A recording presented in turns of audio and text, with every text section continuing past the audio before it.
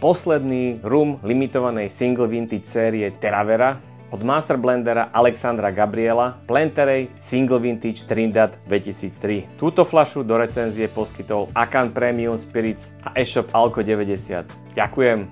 Ako som spomínal, tento rum patrí do série Terravera ročníkových rumov z celého sveta. Alexander Gabriel sa tu snaží zachytávať terroir, rozmanitosť, kultúru a osvedčené výrobné metódy týchto osobitých regiónov. Tento rum sa destiluje z fermentovanej melasy na kolóne v jedinej destilérii na Trinidade, Angostura. Tento ťažší rum potom zrie nekonečných 19 rokov v Port of Spain 200-litrových sudoch po bourbone. Potom sa preváža do francúzskeho Žavruzať, kde zrie 3 roky v sudoch po koňaku Ferran. 40 sudov sa potom naflašuje pri 47,8% alkoholovej sily. Zaujímavosť? Značka Angostura, súčasť Trinidad Distillers Limited, má pôvod v 19.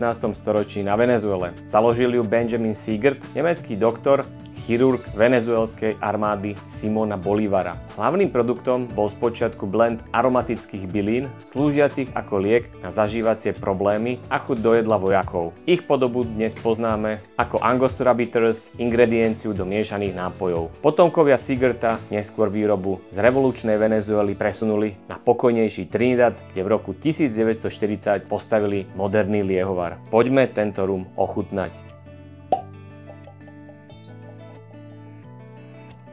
Vôňa je ovocne sladká, cítiť tu citrusy, veľmi pekne muškátový oriešok, tóny tabaku, drevo. Uvidíme, čo v chuti.